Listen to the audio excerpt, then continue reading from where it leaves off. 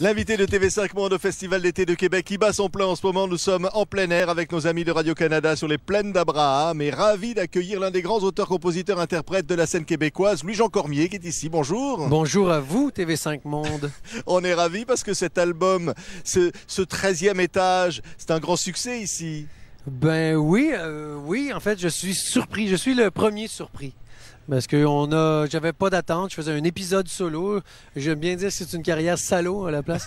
Puis voilà, puis finalement la réception était formidable, les disques se vendent, les spectacles se remplissent. Oui. Et on est très heureux. Oui, parce que Carquois, ça suffisait plus. Ben non, mais il n'y a pas de bonne ou mauvaise C'est quand même raison. un des grands groupes ici. Ouais, Carquois, c'est ça. C'était le groupe dans lequel j'étais chanteur et le principal auteur-compositeur. Mais comme je suis dans la création toujours, j'avais le goût de continuer. Puis on avait décidé de faire une pause avec Carquois. Donc je me suis dit, pourquoi pas m'essayer carrière solo. Ça marche bien, je suis très heureux. Ça vient d'où cette envie de chanter, cette envie de partager avec les autres? Ah ben ça vient de la tendre enfance, je pense. Moi, je viens d'une famille de musiciens. J'ai été initié à la musique très, très, très tôt. Et puis voilà, non, mais il n'y a pas de... Je sais pas, c'est un amour pour la musique. Je suis un mélomane à la base. Ouais. Et les influences, ça venait d'où? C'était quoi, les influences? Ça vient de partout, ça vient de partout. Mais à la maison, c'était beaucoup la chanson française et québécoise. Je dirais la chanson d'expression francophone. Donc, il y avait plus peut-être de Félix Leclerc et Gilles Vigneault que de Georges Brassens. Mais il y avait de tout. Et donc, l'initiation aux mots, à la poésie, à l'écriture. C'est la même chose pour la musique de Elvis Presley jusqu'à Metallica. Est-ce qu'on se dit, quand on a tous ces grands ancêtres, on peut réinventer encore la musique québécoise, la chanson québécoise et faire du neuf? Ben en fait, on peut faire la musique qui nous... En 2013, la musique nous vient de partout dans le monde. Puis on peut découvrir des groupes japonais au déjeuner. Et puis on peut chatter avec un Allemand au dîner. Donc c'est pas... On dirait qu'en ce moment, j'ai pas l'impression de faire du québécois ou de la chanson québécoise, mais plutôt faire de la création qui vient de nulle part, mais de partout en même temps. OK, allez, on prend l'ascenseur pour le 13e étage. Louis-Jean Cormier. Ils ont mis de la musique dans l'ascenseur. Depuis, il n'y a plus personne qui pense à ses malheurs.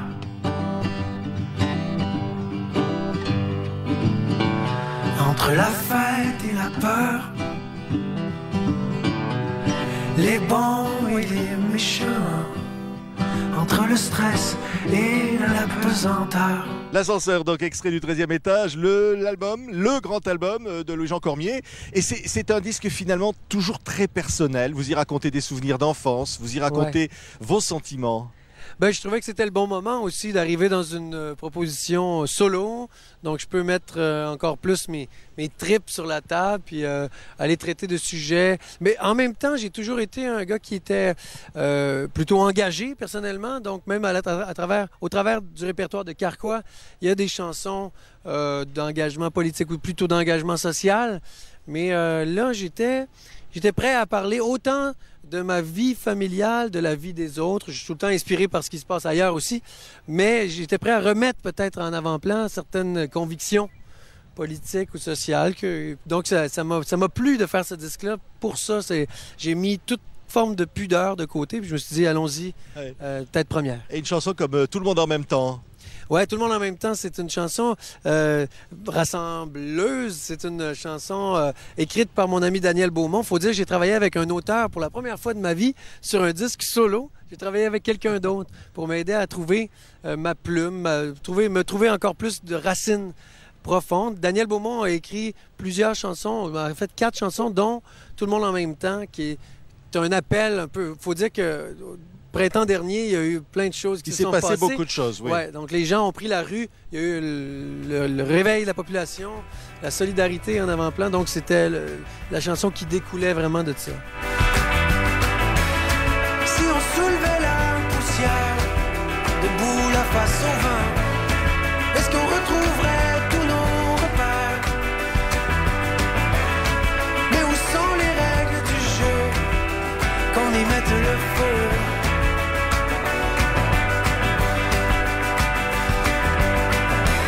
Si on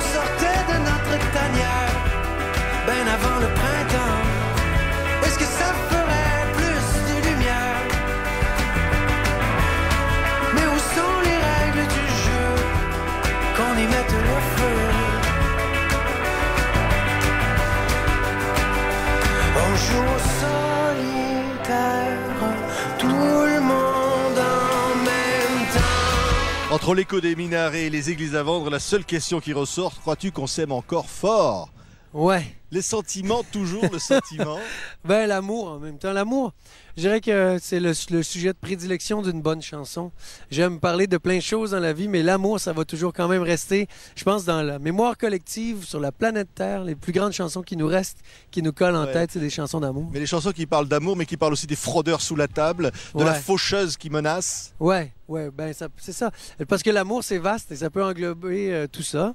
Je trouvais que c'était une belle idée de traverser tout plein d'enjeux sociaux, tout plein de trucs qui se passent dans la société, mais en faisant, malgré tout ça, crois-tu, la chose la plus importante, c'est est-ce qu'on s'aime pour vrai? C'est ça, comme on dit pour vrai ici. Le désir des Québécois aujourd'hui, des jeunes Québécois. Ben, ça doit être ça, mais ça devrait être ça partout. En tout cas, je ne suis pas un sociologue ou un anthropologue, je ne ferai pas l'analyse de tout ça, mais je pense qu'au Québec, en ce moment, on vit une belle période, même si, justement, on accumule les fraudeurs sous la table et les scandales de prêtres et la magouille en général. On vit une période florissante au niveau de la culture. Il y a tellement de bons auteurs, compositeurs, de bons groupes d'artistes, des rappers, il y a de tout. Et puis, donc, on a peut-être un problème de diffusion de la musique, mais ça, c'est partout sur la Terre en ce moment. Mais c'est se dire finalement que ce monde-là qu'on a peut-être envie de changer ici, on a envie de le chanter. Voilà. Ben, par le biais de la musique, ça c'est bien ça.